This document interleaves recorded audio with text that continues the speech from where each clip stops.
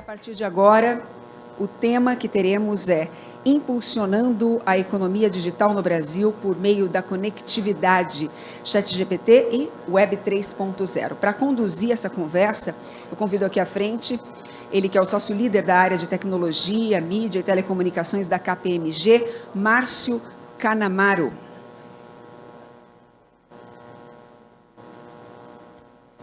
Muito bem, com o moderador aqui já no palco para esse nosso próximo painel, gostaria de convidar aqui ao palco também para debater sobre esse assunto, José Félix, presidente da Claro.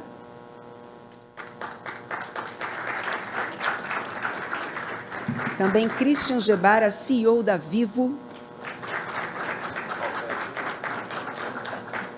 Rodrigo Dienstmann, presidente da Ericsson para a Cone Sul da América Latina. Igor Calvé, presidente da Agência Brasileira de Desenvolvimento Industrial, a BDI.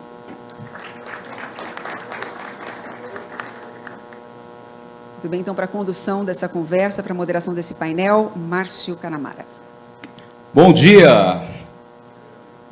Bom, um grande desafio despertar o pessoal antes do horário do almoço, mas esse é um painel que me dá muita honra, muito prazer, agradeço ao Ferrari, a todo o time da Conex, ao Samuel, a organização do evento.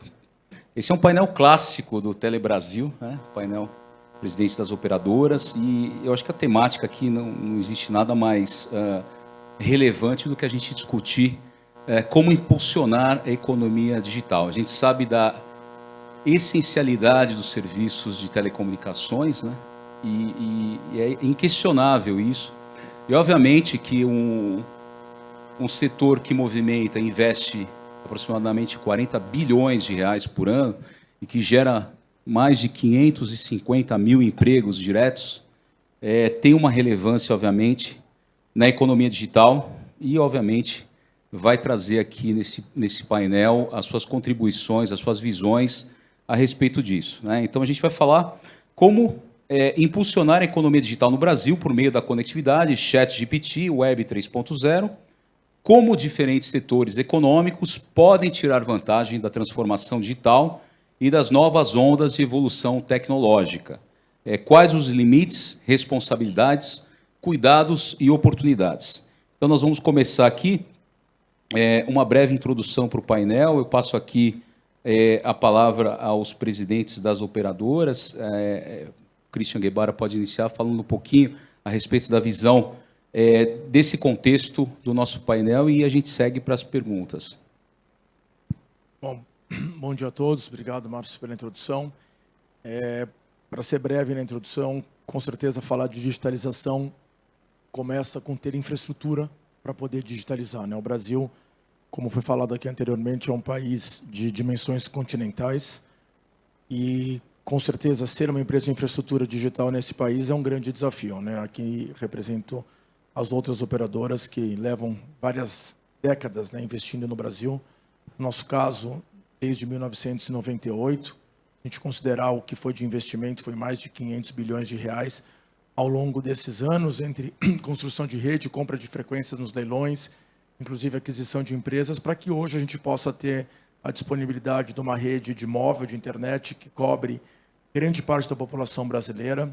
Tem uma rede de fibra que também nos coloca aí na posição de liderança também no número de domicílios e empresas conectadas e que faz com que o nosso propósito, que é digitalizar para aproximar-se, se transforme ainda mais real, né? Conseguir, através da digitalização, aproximar as pessoas ao mundo que talvez de novas oportunidades. Acredito também que, num país como o nosso, com tantas carências, a digitalização é um vetor de inclusão, né? Através da digitalização, a gente viu isso muito acelerado durante a pandemia, o uso da digitalização para estudar, para trabalhar, para entretenimento, né? Para as empresas se comunicarem com seus próprios clientes através das vendas digitais. E, com certeza, essa oportunidade se faz ainda mais forte nesse momento. E a gente precisa, sim, investimento, mas talvez o investimento tem que ser mais compartilhado, né? Entre nós, empresas de telecomunicações que investimos, e outros agentes, como foi falado aqui, que são os grandes que se beneficiam, talvez, inclusive, mais dessa digitalização, através da monetização do seu conteúdo, através do uso, em alguns casos, excessivo das nossas redes, de políticas públicas que permitam que a gente faça isso de uma maneira mais homogênea e que o investimento seja talvez na inclusão de outros que hoje não estão incluídos. Eu queria também destacar que não é só a cobertura, não é só a infraestrutura digital, a digitalização do país também depende da disponibilidade de dispositivos para todos.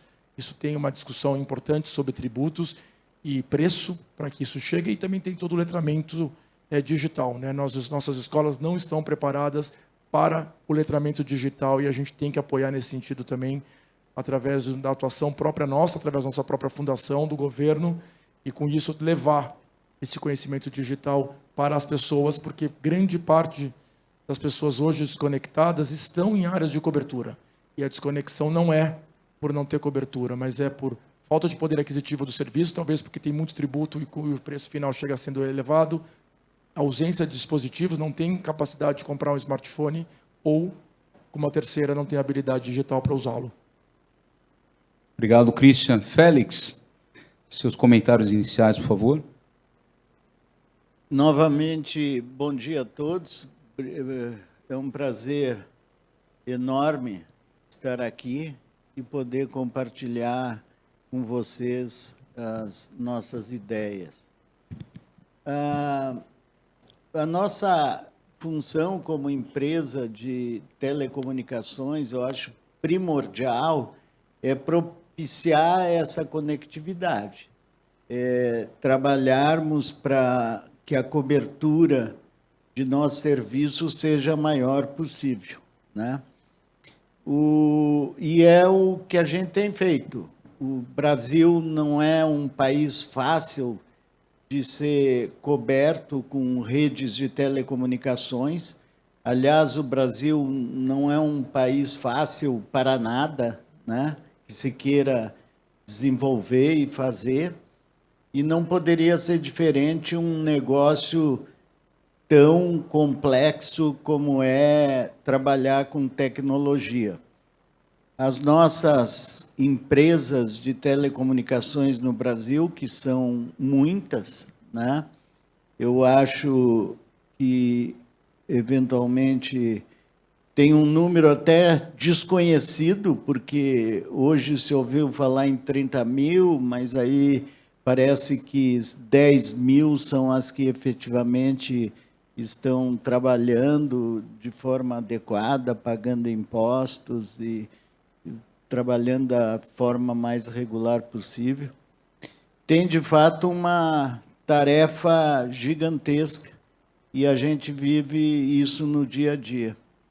Então, eu fico muito satisfeito de poder trabalhar num setor como esse e acho que os que, assim como eu, vivenciam esse dia a dia, têm o mesmo sentimento assim, de satisfação e alegria de poder estar ajudando o país num processo de desenvolvimento de uma infraestrutura tão essencial como é a infraestrutura de telecomunicações. Rodrigo, suas considerações iniciais para o painel, por favor. Obrigado, Márcio. Bom dia a todos. É um prazer aqui estar participando desse primeiro evento, em nome da Ericsson. E quando eu olho o título do nosso painel aqui, né, quer dizer, como impulsionar a economia com ChatGPT e Web 3.0, eu penso que, na verdade, a gente está buscando uma pergunta que é um pouco mais ampla que isso. E essa pergunta, na verdade, são 3 perguntas que acho que seria um bom material para o nosso debate aqui. Primeiro ponto a primeira pergunta é o que essas novas revoluções, a gente chama de ChatGPT ou inteligência artificial generativa ou geral, o que a Web 3.0, o que elas têm de implicação nos modelos de negócio, nos novos negócios que vão ser criados a partir daí. A nossa, vamos colocar entre aspas, falha em interpretar isso na época do 3 para o 4G, trouxe à mesa o debate do fair share. Hoje a gente discute fair share porque a gente não necessariamente conseguiu interpretar o que ia acontecer com a emergência dos over-the-tops, com o smartphone, etc. Então, a primeira pergunta é quais são esses novos modelos que vão ser gerados e quais são as ameaças e oportunidades para o setor, para as operadoras e para nós que somos fornecedores de tecnologia. A segunda pergunta é como é que a gente inclui 2 outros ingredientes, além da do efeito econômico, o efeito de digitalização, o ingrediente da inclusão digital e, consequentemente, social, inclusão, e sustentabilidade, cada vez mais importante. E nós temos um papel, né, as operadoras têm um papel fundamental na sustentabilidade do país. A digitalização sustenta o país. E a terceira, que é mais específica para nós, é qual é o papel do Brasil, qual é o protagonismo que o Brasil, o que a gente pode fazer aqui e ensinar ao mundo. Só para citar um exemplo fácil, o agro, o que a gente tende a fazer aqui, a gente já vai acabar ensinando o mundo em termos de digitalização, utilização dessas tecnologias de conectividade. Então, a minha intro é mais uma provocação, que o debate seja assim, quais são os novos modelos de negócio que a gente não está vendo hoje, que vão ser viabilizados por 5G, inteligência artificial, os aspectos da internet 3.0 que vem por aí. Rodrigo provocativo. Ótimas provocações. Bom, Igor, suas considerações finais da BDI, por favor. Bom dia a todos. Obrigado, Márcio. Prazer estar com vocês nesse painel. Queria agradecer ao presidente Ferrari também e a todos da Conexis. Como impulsionar a economia digital? Com primeiras palavras, o Rodrigo foi bem provocador, mas essa é uma pergunta que eu tenho me feito já há alguns anos. A BDI, uma das missões dela é difundir tecnologias no setor privado brasileiro. E economia digital, a gente sempre usa um dado muito interessante, que são as empresas que adentraram em economia digital ou que se transformaram digitalmente, elas crescem 2,5 vezes mais rápido do que as empresas que não fizeram esse movimento. E eu acho que nada mais transversal e nada mais transformador do que dar conectividade às nossas empresas de qualquer porte. Então, fazer em qualquer setor, seja no setor industrial, no varejo, no comércio, na agricultura, uma transformação para esses novos modelos de negócio passa por conectividade, daí a importância de cada uma das empresas de vocês. Mas eu acho que o primeiro ponto não basta, eu acho que, do meu ponto de vista, a infraestrutura, necessariamente. A gente tem coisas adicionais para lidar com isso, e uma delas é conhecimento, mas não no sentido lato. Tem um grande déficit, eu acho, em termos de pessoas treinadas no país para dar conta de entrar nesse mundo digital. Então, para impulsionar, do meu modo de ver, também essa economia digital, seja por ChatGPT, Web 3.0 ou qualquer outra forma de inteligência artificial, conhecimento é uma coisa super importante. Vou dar um dado interessante, tem uma pesquisa, eu acho que da CNI, que diz que apenas 7% das empresas industriais no Brasil usam mais do que 7 ou 10 tecnologias digitais. 7% das empresas industriais. Isso é muito pouco, obviamente. Quando a gente vai para dentro das empresas, muitas, inclusive, não usam por falta de conhecimento dos próprios funcionários ali, de como usar aquelas ferramentas. Alguns anos atrás, eu tive uma experiência com coisas muito simples, basilares, de colocar Lean Manufacturing, manufatura enxuta dentro de empresas. Aumentava a produtividade em várias das empresas. E aí a gente fez um outro teste, vamos colocar sensores. E aí esses sensores ligavam com um smartphone, um tablet, etc., gerava ali um dado, né, coletado dado, e por incrível que pareça, a produtividade daquelas empresas, a eficiência não aumentava na linha de produção. E a resposta era, o funcionário que recebia os dados, ele não sabia ler um gráfico pizza. Ele não sabia tomar uma decisão gerada por uma inteligência artificial, por um analytics, e isso não gerava realmente resultado para as empresas. Então, eu traria, né, para o debate, não sei se já traz algum tipo de provocação para além do que o Rodrigo disse, eu acho que a infra ela é super importante e o conhecimento no sentido mais prático do termo também, eu acho que da formação, acho que dos nossos profissionais, como impulsionadores também, ou não, dessa economia digital. Obrigado. Obrigado, Igor, pelas considerações iniciais.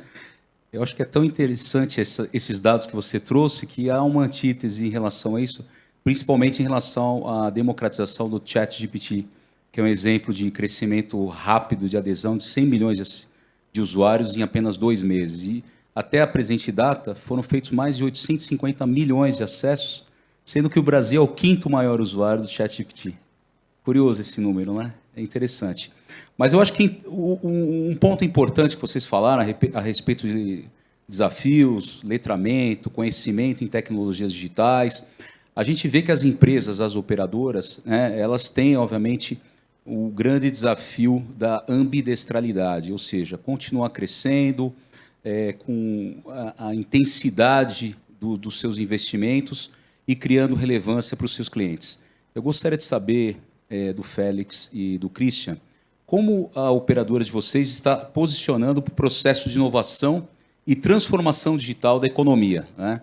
E como vocês podem suportar essa aceleração da digitalização das outras empresas e dos setores.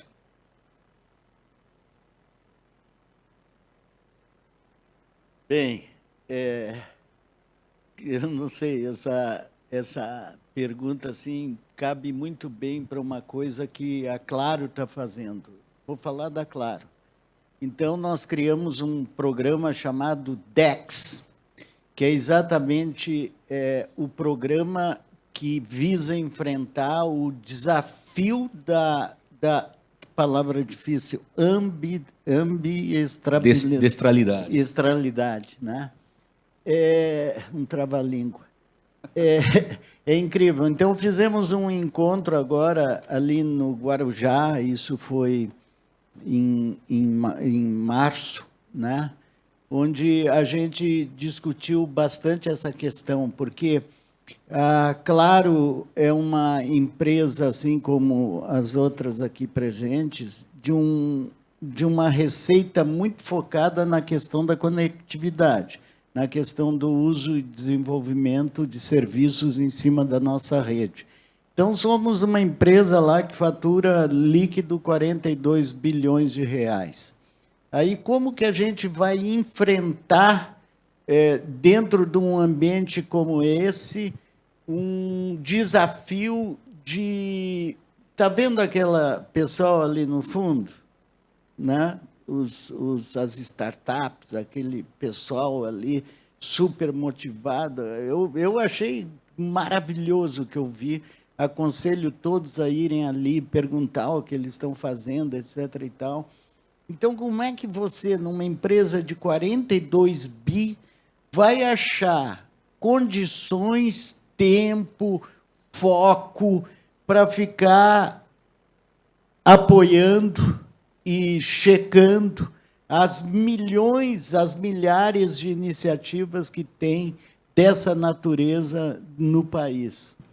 Então, assim, criamos o nosso programa, o nosso jeito, que eu não vou explicar aqui, porque tomaria um dia falando, mas nós criamos o nosso jeito de sermos ambidestros, né? De tentar fazer as duas coisas. Mas, de forma genérica, assim, já saindo um pouquinho dessa questão, eu vejo, e ouvindo o Igor, ouvindo a todos vocês, inclusive a palestra anterior, eu vejo assim um mundo de oportunidades no Brasil. Toda essa dificuldade que a gente sabe que existe, da falta de mão de obra, da falta de dinheiro, da complicação regulatória que, de fato, dificulta a livre iniciativa, é oportunidade para todo canto. Acho super difícil, acho muito difícil, encontrar empresas novas Teslas. Isso, de fato, é para gente que tem muita tecnologia e talvez, assim, uma criação de uma empresa dessa natureza, o país não está adequado para isso e teria que fazer um programa dentro do país para propiciar coisas dessa natureza.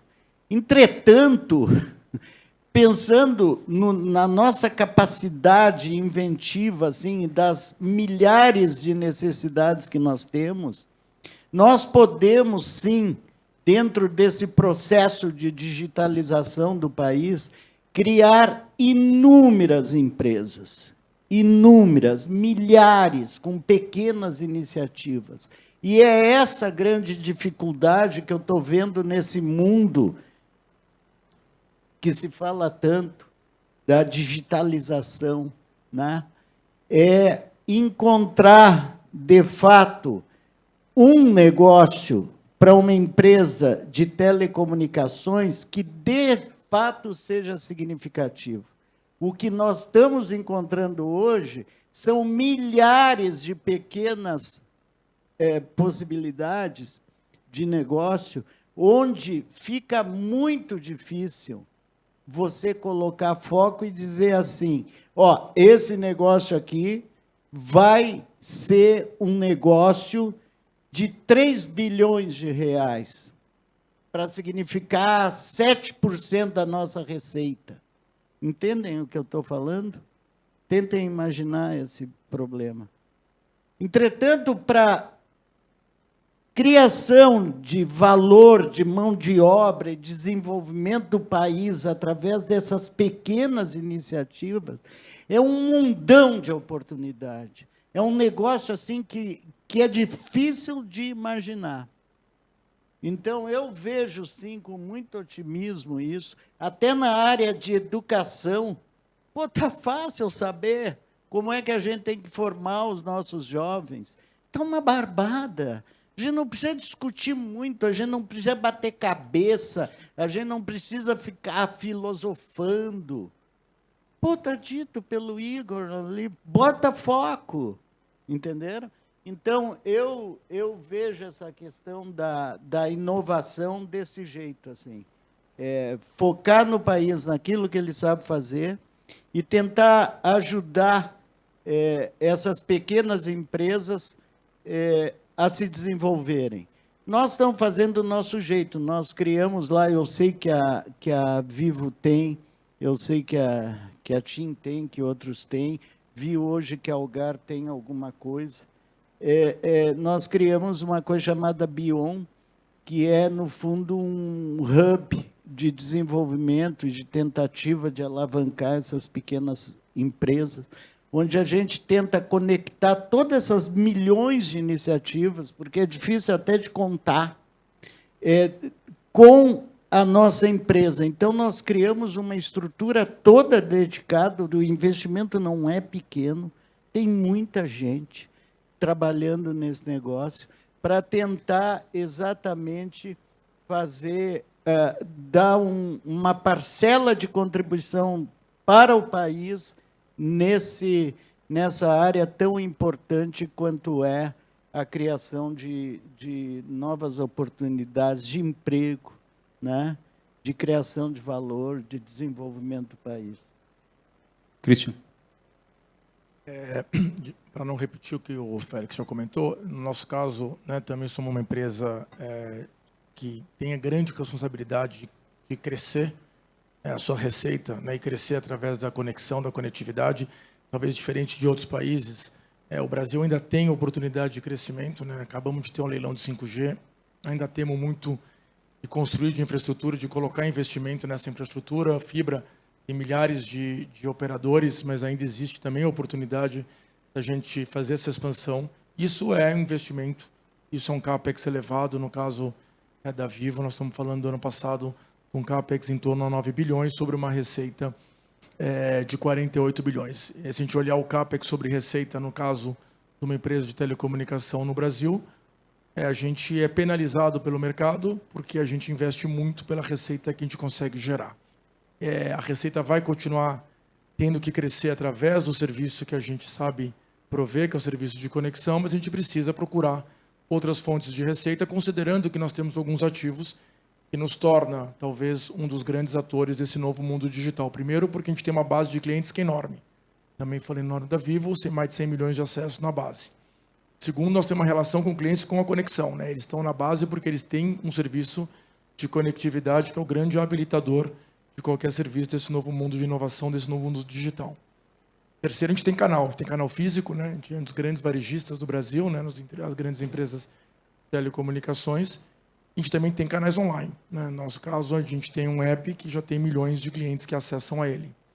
A gente tem a fatura, que num país onde a penetração de cartão de crédito é baixo, é também um grande ativo que a gente pode sim explorar, poder cobrar esse cliente através da fatura que a gente já emite. Tem recorrência, esse cliente está constantemente conectado conosco, então temos informação dele, o Big Data, né, que se fala tanto numa empresa de operadora como a nosso caso, temos muita informação e temos marca reconhecida e marca com credibilidade. Então, a partir daí, devemos sim buscar outras fontes de receita. Concordo que talvez não exista nada nesse momento que eu possa dizer que possa trazer algo próximo a 1, 2, 3, 4% do que a gente fatura, mas eu acho que criar esse ecossistema em volta do acesso e da conexão que a gente dá seria o caminho a perseguir. A gente está vendo isso de várias formas, né? Através de parcerias, participação em algumas empresas, entrando em áreas talvez que fossem distantes no passado do nosso core,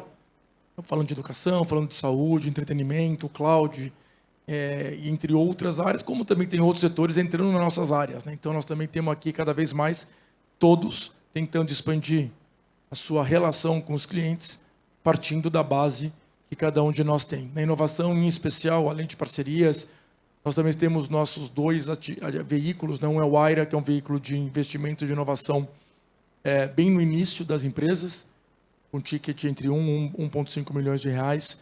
É uma iniciativa global que nós também temos ela realizada no Brasil. E criamos agora também um fundo de Venture Capital, que é o Vivo Ventures, que é mais dirigido a empresas num estágio mais avançado, um segundo round, terceiro round de financiamento, que permite que a gente também participe de uma maneira mais ativa nessas companhias, entrando, né, nesses verticais que eu descrevi anteriormente, como forma de, sim, criar uma proposta de valor mais robusta e mais ampla.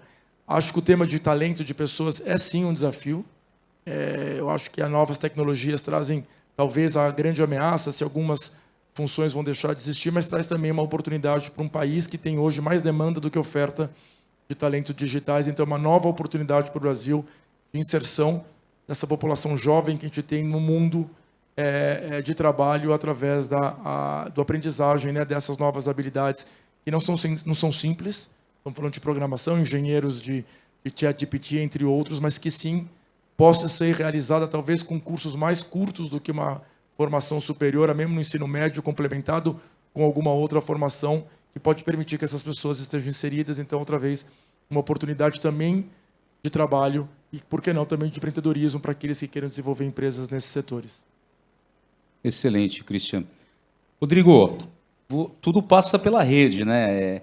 A Ericsson está no Brasil há mais de 100 anos. Vocês tratam de inovação como o arroz com feijão, o pão de todo dia. E eu acho que é importante, obviamente, que vocês são parte essencial, central da estratégia das operadoras. Hoje nós vemos as redes muito mais cloudificadas, descentralizadas, com um potencial gigante de monetização, integrado com computação de borda, etc.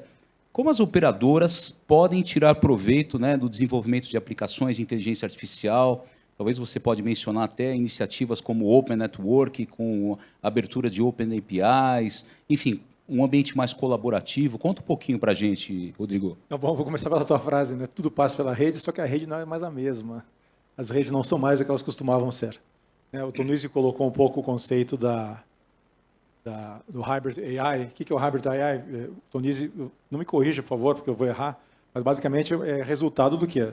Uma mudança no balanço do onde está o poder computacional. O poder computacional ele começou local, ele foi para os data centers, está na nuvem, agora ele tem um poder muito grande que está no microprocessador, nada mais local que o microprocessador, o Edge Cloud. Então, o fato é que esses novos modelos de negócio, eu já chego no Open Gateway, esses modelos de negócio eles passam por uma rede superpoderosa, então usando o 5G, que é a do momento, e tem baixa latência, alta velocidade, alta densidade, todas as coisas que nós sabemos, combinada com esse poder computacional distribuído. E aí é uma oportunidade para as operadoras, porque você colocar o Edge Cloud, quer dizer, o Edge Cloud que esteja num POP ou numa torre, ninguém melhor do que uma operadora para fazer essa gestão, né, desse poder computacional. Então, esse aspecto, as redes cada vez mais orientadas a software. E o advento das APIs, né, para não falar de inteligência artificial novamente, faz com que o novo, na nossa visão, a visão da Ericsson, o novo modelo é uma combinação das redes com todos esses ingredientes virando grandes plataformas de inovação. O Félix falou sobre a dificuldade de inovar dentro de casa, e é sempre uma dificuldade para uma empresa de... Não precisa ter 40 bilhões, né? 10 bilhões, 5 bilhões já é difícil, né? O Facebook não conseguiu inovar, não conseguiu inovar uns anos atrás em mensageria, teve que comprar uma empresa chamada WhatsApp. Imagina, o Facebook não conseguiu inovar, comprou o WhatsApp. Imagina a dificuldade, às vezes empresas de tecnologia têm dificuldade de inovação. Então, a plataforma meio que responde isso. Então, a rede, isso que nós chamamos de rede, que não é a mesma coisa, vira uma grande plataforma com capacidades abertas para o mundo, uma comunidade de desenvolvedores. E os desenvolvedores são milhares, são milhões de desenvolvedores independentes que não vão saber nem o telefone do Christian, nem do Félix para marcar uma reunião para tentar fazer uma inovação em conjunto. Eles vão precisar de uma API publicada, desenvolver uma aplicação que utilize uma capacidade profunda da rede. Por exemplo, no caso do 5G, usar um slice de baixa latência, on demand, para criar um serviço de cloud gaming. Eles vão criar isso como cria hoje um aplicativo para um telefone Android, seja da Samsung, seja da Xiaomi. Eles não precisam falar com ninguém da Samsung, eles criam em cima do Android. Então, as redes vão virar grandes plataformas de inovação aberta. Então, o nosso papel, o que a Ericsson tem feito, é apostado muito nisso. Nós estamos apostando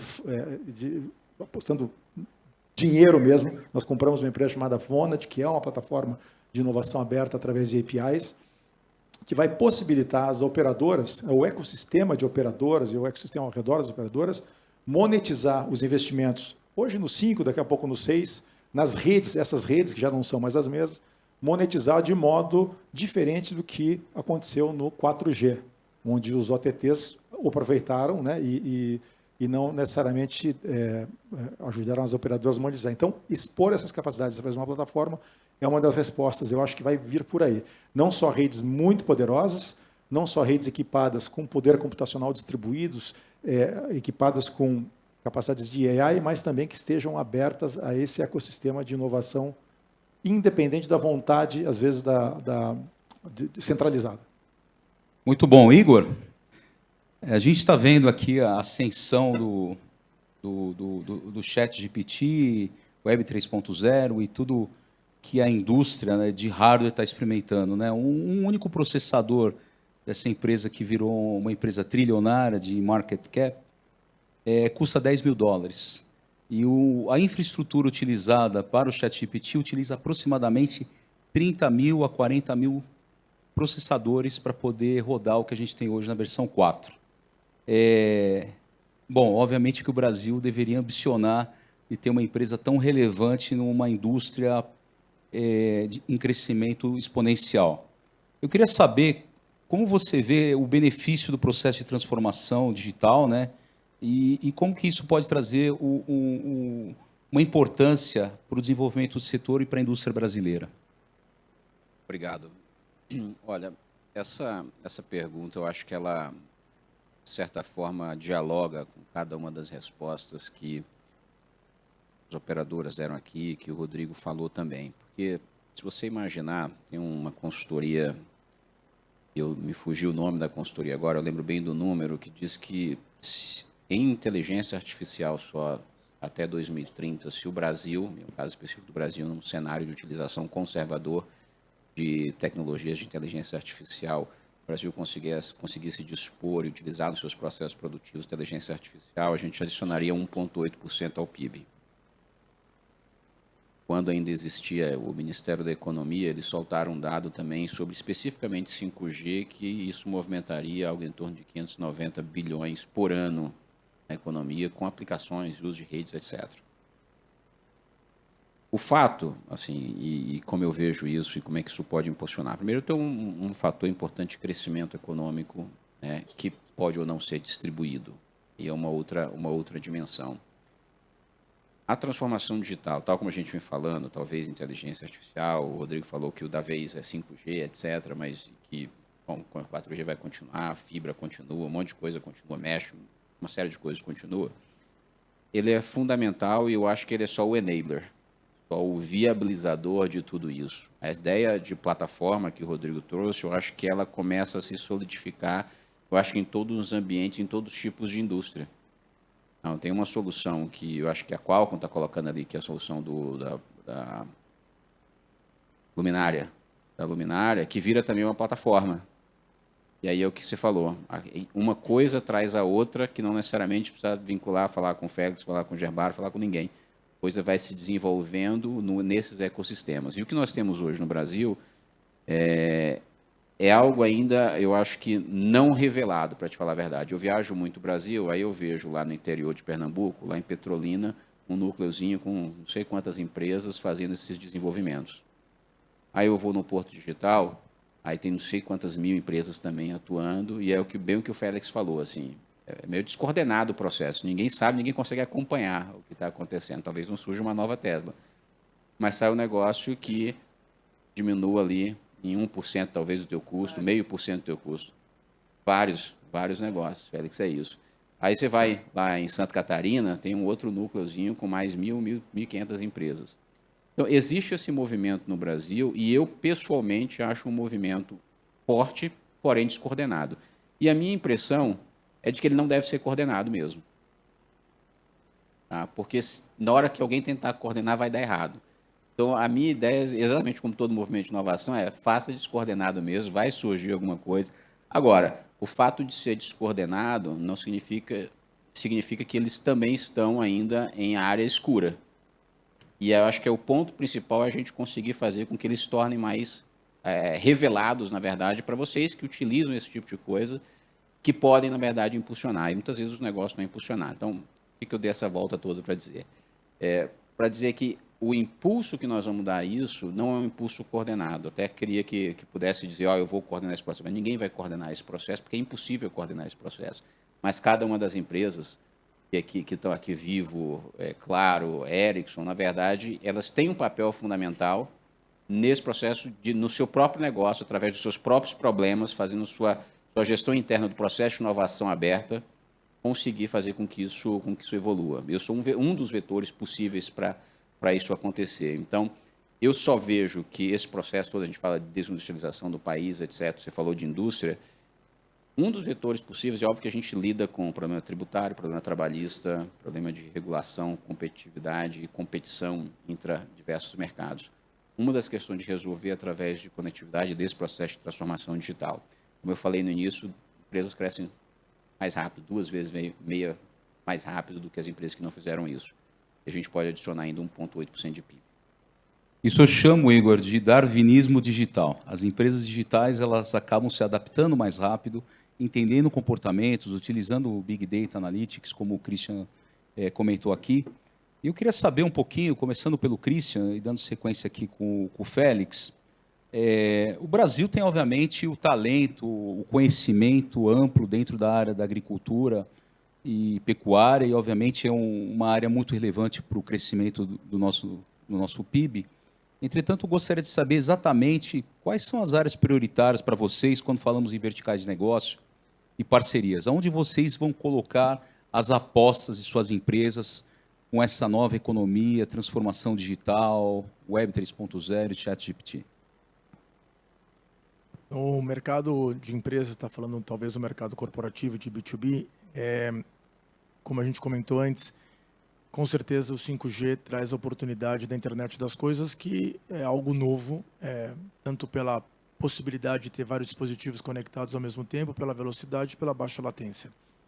O que ainda a gente não viu concreto são os modelos de negócio e como nós, ou mesmo as empresas que vão desenvolver essas aplicações, vão ser remuneradas por esses serviços. Nós estamos no começo de uma jornada, nesse momento nós estamos ainda mais dirigidos a criar essa cobertura, mas com certeza é importante que sejam desenvolvidos mais aplicações e mais negócios para que todo esse investimento possa ser monetizado e possa trazer o retorno.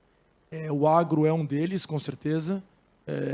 Tem empresas pequenas desenvolvendo soluções, empresas talvez um pouco maiores também, já com soluções, mas você ainda não vê uma solução, talvez, que crie um novo paradigma, uma nova mudança ou um novo unicórnio nesse mundo, falando especificamente do Brasil. existe a necessidade de pôr cobertura nas regiões agrícolas, são extensões enormes que precisam de ter essa cobertura. Precisamos de dispositivos que não sejam com custos muito elevados, que também é um outro desafio. Que dispositivos você coloca para monitorar, por exemplo, o gado, que dispositivos você coloca para cobrir uma área agrícola muito grande, que seja acessível ao pequeno, ao médio produtor, que vão fazer com que isso seja algo realmente mais massivo. Ainda não existe também a disponibilidade que consiga justificar um retorno grande para todos os agentes que vão trabalhar. Eu acredito que vai existir. Tem muita gente trabalhando, tem muito laboratório, tem muita inovação. Nós estamos trabalhando junto com outras empresas também menores, inovação aberta, para que isso seja uma realidade, mas outra vez temos esse desafio. E depois, quando você cobra por esse serviço, e qual a disponibilidade das pessoas tem nesse momento do produtor de pagar por esse serviço, e como o Igor falou também, que ele tem habilidade digital para conseguir entender o resultado. Tudo isso vai ocorrer, né? Mas eu acho que ainda estamos no começo. Então, agro é um, a indústria é outro. Com certeza temos grande possibilidade de fazer que a indústria seja mais produtiva, mais eficiente, com certeza mais tecnológica. O varejo é outro. O varejo é outro setor que a gente está olhando com especial atenção. Tem muita solução, outra vez, de internet das coisas, que pode fazer que a experiência do varejo, e também com essa visão mais omnichannel, né, que o cliente que entra numa loja, você tem informação dele, ou que ele possa usar o próprio aplicativo, e aqui poder entrar a realidade aumentada, a realidade virtual, para que a experiência de compra seja muito mais completa. Então é outro setor que a gente vai olhar com muito cuidado. Com certeza saúde, como eu te falei, desde a perspectiva do própria empresa de saúde, como do usuário de saúde, né? Se a gente falar, por exemplo, prontuário eletrônico. O Brasil é um país que é tão aberto, né, ao uso de novas tecnologias, mas se a gente olhar prontuário eletrônico, assim, o Brasil tem um porcentagem baixo nas unidades de saúde públicas, se a gente se compara, por exemplo, com o Reino Unido, que quase todas elas têm o prontuário eletrônico. Então, são outros setores que a gente acredita que vai ter sim uma revolução, e o Brasil, com as carências que tem, né, e pelo tamanho que tem, pela geografia que tem, com certeza essas barreiras podem ser sobrepostas através do digital. Félix. No nosso caso, a gente, obviamente, não tem como não olhar a agricultura, a pecuária no Brasil. Temos feito isso, temos algumas experiências de coberturas de fazendas e áreas enormes, num processo de prospecção mesmo, de tentativa de investir, ver se a gente pode ajudar, mas, ao mesmo tempo, aferir ali um retorno daquele capital investido, que não tem sido fácil. Então, a agricultura eu vejo assim como um campo enorme para desenvolvimento de iniciativas, de pequenas soluções, e é desorganizado mesmo, e por isso que a gente montou esse núcleo lá da Bion, que é um hub onde todo mundo que quiser e tem iniciativa se conecta a isso, e a gente tenta ajudar, ou até mesmo, dependendo da iniciativa, usar para soluções internas nossas, porque a gente não pode esquecer que a gente também está cheio de problemas para resolver, e precisamos, é impossível nós, por nós mesmos, resolvermos todos os nossos problemas sozinhos. Então, a gente precisa, sim, de ajuda, e também tem essa visão. Do ponto de vista de organização da companhia, a gente resolveu manter, nesse processo de integração de NET, claro, e Embratel, integramos as 3 companhias, sim. Entretanto, a área comercial de B2B nós mantivemos apartada para ter esse efeito de diferenciação e mensuração de resultados de forma muito clara. Então, a marca Embratel persiste, toda a sua estrutura de marketing, produtos e comercial é independente, e as verticais que estamos vendo, essencialmente através do trabalho da Embratel, além da agricultura, pecuária, a gente está vendo a questão da indústria, mas sempre é caso a caso. E aí a grande dificuldade nesse negócio. Por isso que eu acho que vão ter milhares de oportunidades para pequenas empresas. E sim, já existem empresas que fazem isso e faturam 40 milhões e até 70 milhões de reais ano. Então, assim, já tem sim muita gente pequena ganhando dinheiro com essas novas tecnologias e novos negócios. E a terceira vertical que a gente está vendo é a vertical de fintechs, né? Que estamos lá também tateando e tentando desenvolver o ClaroPay, alavancado pelo número de clientes que a gente tem, que chega lá a quase 100 milhões de clientes. Tinha a vertical da Smart City, que a gente está meio que deixando de lado, porque é muito difícil achar com quem falar nas cidades. Teria, teoricamente, um potencial enorme, né? A gente conhece muito bem as dificuldades que têm as grandes metrópoles. Entretanto, tem essa questão de ser difícil a interlocução e o processo decisório dentro desses municípios. Então, são essas 4 verticais que, de algum modo, a gente tentou healthcare também, mas aí vimos que a complexidade da indústria de saúde é mais segmentada ainda, né? Mas não abandonamos ali, mas eu, pessoalmente, não vejo...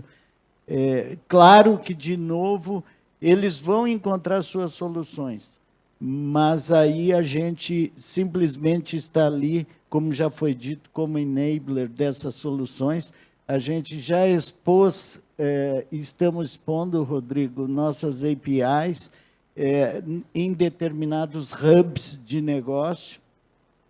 Estamos ali tentando apoiar os esforços da GSMA nesse sentido. E, enfim, estamos trabalhando. Bom, Félix e o Guevara deram aqui exemplos interessantes e sempre, né, repetindo a palavra tech, né? Então, nós temos a Tech Telco, né, que está se transformando em um one-stop shop, uma empresa com capacidades digitais, um ecossistema, hub de inovação, serviços financeiros, enfim. A gente tem agora o Open Finance, teremos o Open Health, enfim, uma janela de oportunidades que, obviamente, as operadoras, dentro desse modelo de serviços digitais, está capturando o valor, entregando soluções ao mercado, tanto no meio empresarial quanto do consumidor. Eu acho que é interessante, Rodrigo, a gente trazer aqui a perspectiva de como que a Ericsson, nesse contexto, né, ele pode atuar de maneira cooperada, integrada, ajudando, aproveitando essas transformações junto com as operadoras. Vocês, provedores de tecnologia, soluções de rede, como que vocês conseguem catapultar essas oportunidades aí junto às operadoras, Rodrigo? Boa pergunta, se a gente perguntar, Márcio. Antes de eu responder a tua pergunta, só falar de 2 verticais que não foram citadas, mas também que a Ericsson está olhando muito cuidadosamente a nível global. A primeira delas é parte de logística, portos, aeroportos, ferrovias, está indústria, ok, perfeito. Então, esses são 2. Ferrovia no Brasil não tem tanta, exceto algumas de propósito mais específico. E outra é mineração. Também a gente tem visto bastante trabalhando com as operadoras em oportunidades de mineração. Eu, particularmente, também penso que segurança pública no Brasil tenha um viés também de oportunidade. A gente pensar que hoje as câmeras no estado de São Paulo, as câmeras dos policiais já fizeram uma revolução. Imagine câmeras em todos os aspectos de segurança pública, mas, enfim, esse é um outro papo. Agora, agora a tua pergunta, como é que a Ericsson pode trabalhar com as operadoras em capturar essas oportunidades, em ajudar? Primeiro, dizendo que a gente está no mesmo barco, né? Tanto a Ericsson quanto os outros fornecedores de tecnologia, quanto as operadoras, estamos em camadas um pouquinho adjacentes, um pouquinho diferentes na indústria, mas estamos na mesma indústria. Então, os desafios são comuns. Nós mesmos estamos deixando de ser uma empresa de tecnologias verticais. Tem o rádio, tem sistemas de OSS, BSS, para nos tornarmos empresas de plataformas também, porque a gente sabe que o modelo de plataforma é o que prosperou, né? Só olhar o mercado de smartphones. O mercado de smartphones é um mercado de plataformas, vários marketplaces. Então, o nosso papel é, primeiro, interpretar, vislumbrar esses novos modelos, quais são as consequências, mas principalmente os pré-requisitos. Como nós, como indústria, nos transformamos, como as operadoras têm que se transformar. Quais são as coisas que vocês têm que estar pensando hoje para os modelos. Como o Christian falou, a gente não sabe como monetiza, não sabe como cobra, não sabe como é que o cliente vai pagar, mas a gente tem que se preparar do ponto de vista estrutural hoje, sejam as redes, sejam os sistemas, sejam os recursos humanos, capacitação, qual é o tipo do talento que eu vou precisar daqui a 10 anos para capturar essas oportunidades. E trabalhar em conjunto. Então, nosso papel é esse, o papel é vislumbrar, estimular, e nós investimos muito em pesquisa e desenvolvimento. A Ericsson investe alguns bilhões de euros anualmente, não só na última tecnologia de acesso, né, o rádio mais rápido, a mais baixa latência, o 6G, mas também nessas plataformas que vão viabilizar os modelos de negócio da nossa indústria. Operadoras estão na mesma indústria que a gente tem que garantir que elas ganhem dinheiro, monetizem, para a gente possa monetizar também. Excelente. Bom, pessoal, acho que a gente vai para a rodada final. Gostaria das considerações finais a respeito dessa jornada de transformação, impulsionando a economia digital no Brasil, por meio da conectividade, as novas tecnologias disruptivas, ChatGPT, BART, Web 3.0, enfim, essa sopa de letras que, obviamente, vocês sabem impulsionar e transformar com inovação. Vamos seguir aqui a sequência, então, Igor, por favor, e a gente segue com as... Bom, obrigado, Márcio. Queria agradecer novamente pela oportunidade de estar aqui discutindo esse assunto. Vou aproveitar essas palavras finais até para, de certa forma, corroborar, que eu acho que foi o Félix que falou, né? A gente tem que fazer, acho que é focar naquilo que a gente sabe fazer. E o agro, né, Félix, eu acho que é super importante para isso, e essa transformação, porque essas miríade de empresas que nós comentamos, e muitas atuando nesse setor, isso é super importante no B2B, tanto o agro quanto a indústria. No agro nós temos experiências muito interessantes de fomento a empresas, por exemplo, usando visão computacional, e precisa de conectividade para isso, para pesar gado no campo, sem precisar ir para balança. Tem experiências de uso de inteligência artificial para fazer escolha de frutas maduras ou não para colher em determinado momento no campo ou não. Então, são experiências interessantes que ajudam a aumentar essa nossa produtividade, que já é grande no campo. A indústria poderia seguir, obviamente, o mesmo caminho, né? Eu não sei, certamente, se Rodrigo e se Félix sabem, mas a gente trabalhou transversalmente juntos na experiência lá em Jaraguá do Sul, na VEG, aquela experiência das redes privativas de 5G. Standalone e não standalone, nós testamos as duas coisas. E lá a gente já teve experiência interessante de aumento de produtividade, lá usando visão computacional, acho que usando a realidade aumentada, etc. E a gente chegou num retorno de investimento lá, acho que 250 pontos por antena 5G. Então, algo que a gente já consegue começar a vislumbrar, talvez, o caminho de onde que isso pode acontecer, qual o retorno do investimento e outras coisas mais. Então, mas, dito isso, talvez, mais do que esperança, minha torcida é para que a gente vocês consigam encontrar um modelo de negócio que seja rentável, obviamente. Quanto mais vocês ganharem dinheiro, acho que mais o Brasil ganha com isso, mais as empresas se desenvolvam. E, da minha perspectiva, acho que impulsionando, acho que a economia digital no Brasil, a gente tem uma saída muito grande e transversal para vários dos problemas que nós temos hoje. É óbvio que no Brasil a gente tem que lidar, acho que no primeiro painel alguém falou sobre isso, a gente lida com problemas hoje que são do século XIX, do século XX, do século XXI. Então, a gente está discutindo saneamento agora, que já foi de séculos atrás. Questões de competitividade e regulação, que talvez seja do século XX, que a gente está discutindo ainda a regulação de vários mercados. E a gente está numa agenda que é século XXI, só que a gente tem que fazer as três ao mesmo tempo. E não pode se furtar de fazer as três ao mesmo tempo. Só que eu acho que essa é um habilitador de fato e um viabilizador de uma transformação que talvez a gente não perca, e se a gente souber aproveitar, um caminho bom de competitividade para as nossas empresas. Obrigado. Obrigado, Igor. Então, para encerrando aqui também, agradecer aí, Márcio, a moderação. A digitalização, como eu comentei, é a grande oportunidade que temos como país. Nós, como uma empresa de tecnologia, né, como eu descrevi aqui anteriormente, temos as responsabilidades, primeira, de criar essa infraestrutura, né, continuar crescendo, e isso ainda tem uma grande, né, meta a futuro, e isso avança tanto na parte de fibra como 5G, e no futuro as novas tecnologias. O Brasil é imenso, isso requer investimento, e a gente está buscando essas possibilidades que esse investimento possa trazer o retorno para a gente continuar, seguir incluindo mais pessoas com a nossa cobertura, né? Falou de saneamento, hoje a cobertura de internet móvel é maior do que o acesso ao saneamento, inclusive o acesso à eletricidade. Então, fizemos muito ao longo dos anos e ainda tem muito para ser feito. A parte de portfólio de proposta de valor, também temos aqui a certeza que temos que expandir, como estamos expandindo, né? Aproveitando, né, esse acesso que nós trazemos através da conexão, a base de clientes e os outros ativos que eu comentei.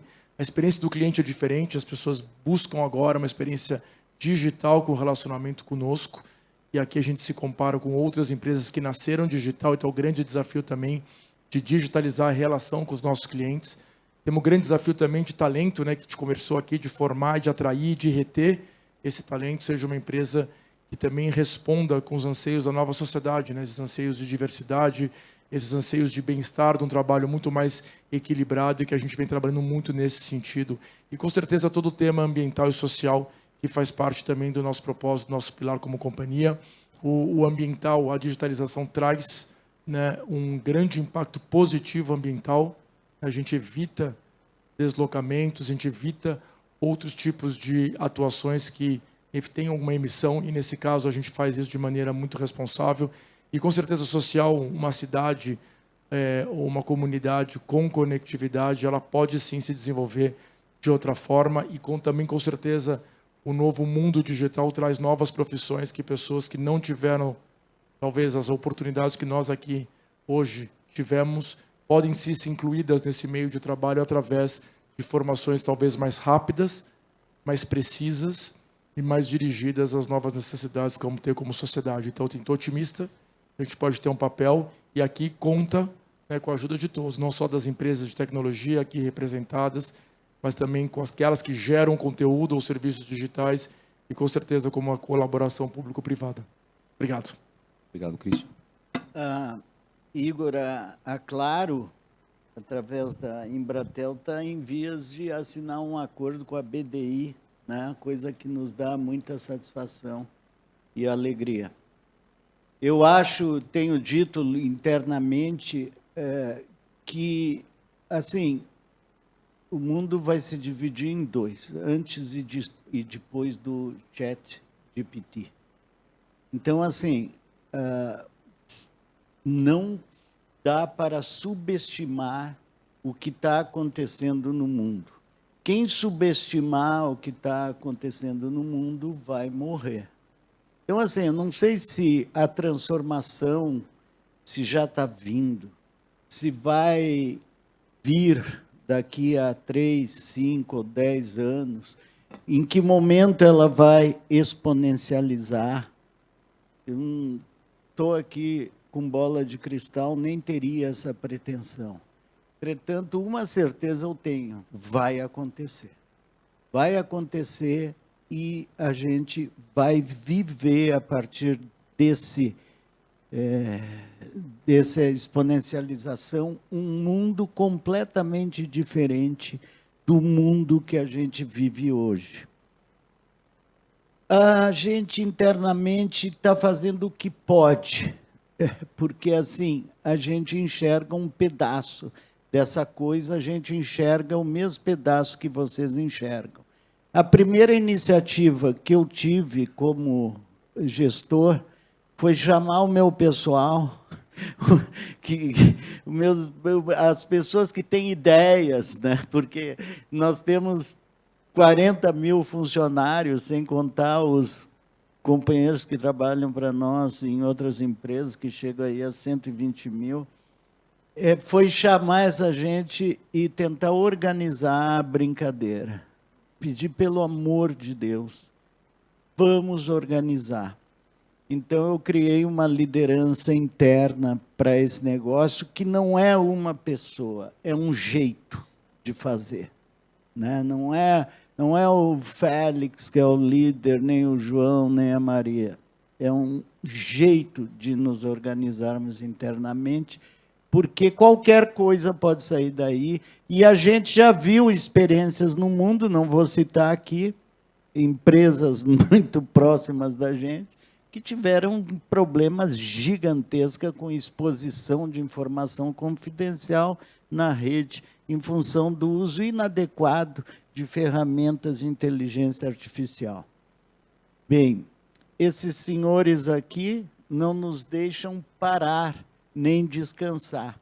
A gente foi na Espanha agora participar do Congresso de Móvel, né, de Telecomunicações, e a gente não viu nada do que está acontecendo, a gente só viu coisas do que vai acontecer. Então, a gente recém fez o leilão do 5G, a gente viu inúmeras exposições do que vai ser o 6G. Porra, mas nós ainda estamos implantando o 4G. Então, que tempo nos resta para fazer coisas fora do nosso negócio de telecomunicações e de conexão? Resta muito pouco tempo. E dinheiro também, porque esses senhores aqui não são fáceis, não tornam fácil a nossa vida, né? Então, tem que ter, sim, muito dinheiro, por isso que isso é um negócio difícil de fazer, e aí que entra o processo de regulação, que está criando inúmeras regras para facilitar a entrada de novos entrantes. No entanto, não pode ser esquecido que esse negócio é negócio para gente que, de fato, seja do métier. Não dá para imaginar que você vai criar um ambiente regulatório em cima do uso de redes de quem investe. Isso funciona no T0, no momento inicial, mas eu asseguro que é uma questão de tempo para esse negócio começar a dar problemas, porque não tem como uma empresa ou empresas que investem o que se investe hoje sustentar de forma muito prolongada o uso de redes em cima do investimento que é feito por essas empresas. Então, aqui fica a minha pequena contribuição, no instante que eu agradeço também, mais uma vez, a presença de todos, e reitero, assim, a satisfação de poder estar e cumprimentar pessoalmente a cada um de vocês. Obrigado. Obrigado, Félix. Obrigado, Félix. Estou aqui.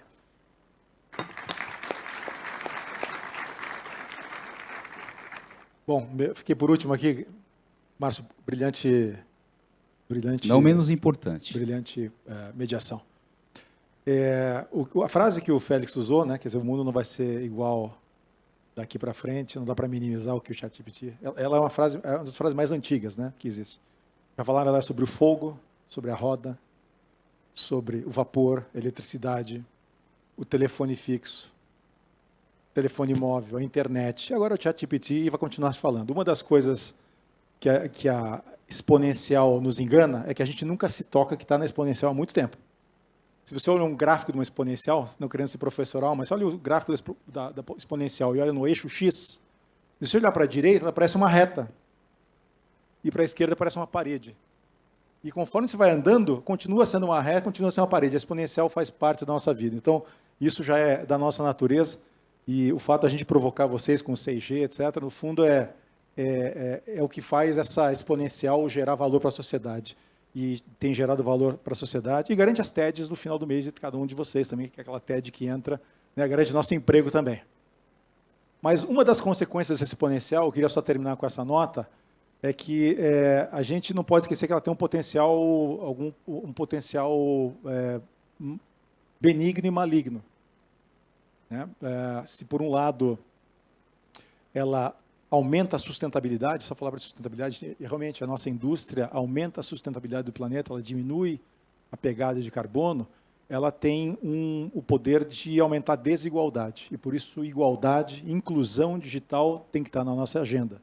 Fiquei feliz de saber que o FUST finalmente vai ser usado, né, talvez não no melhor formato ainda, né, uma experiência, mas que finalmente esse fundo vai ser usado para realmente universalizar, seja para levar FWA para as escolas ou baixar o preço do CPE para o consumidor final, que é onde ele não consegue ter fibra, ele possa usar o 5G como banda larga fixa, levar mais do que conectividade para a escola, levar, além de bytes, né, megabytes, megabits por segundo, levar instrumentos, né, Pasquarelli? Você que escreveu um artigo legal sobre isso.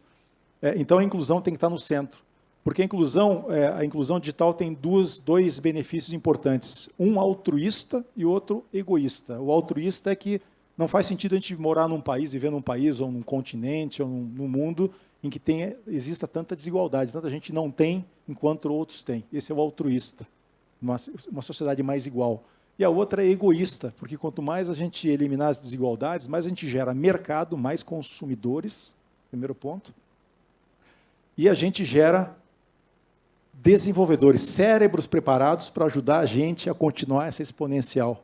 Então, quanto mais a gente investir em inclusão digital, que no fundo é social, é educacional, é de trabalho, a gente vai ter mais sustentabilidade do ponto de vista de sociedade, a gente poder continuar alimentando essa exponencial que nos incomoda quando a gente olha para a esquerda, né, e não nos assusta quando a gente olha para a direita. Esse é o ponto de fechamento. Excelente ponto, Rodrigo. Bom, queria agradecer novamente o privilégio e a honra de mediar esse painel. Rodrigo, Félix, Christian, Igor, muito obrigado. A gente viu aqui uma discussão bastante rica a respeito do impulsionamento da economia digital, as tecnologias tais como ChatGPT, BART, Web 3.0, são movimentos inexoráveis, a gente sabe da importância e da relevância disso, não adianta ignorá-los, mas eu acho que é sobre pessoas, né? Acho que o Rodrigo comentou a respeito dos avanços e de desenvolver essa economia digital com propósito, né? E, obviamente, empacotada nos princípios ESG. A gente vê que as operadoras hoje são muito maduras em relação a isso, as práticas de inclusão, de diversidade, de sustentabilidade, sobretudo. Isso é bastante importante também a gente lembrar que esse caminho da economia digital ele não passa sem ter o pedágio dos princípios de ESG que são tão importantes nesse novo mundo, nesse novo planeta que a gente vive. Obrigado, espero que vocês tenham gostado e aproveitem o resto do painel na parte da tarde, agora após o almoço. Obrigado. Nossos sinceros agradecimentos aos participantes deste painel.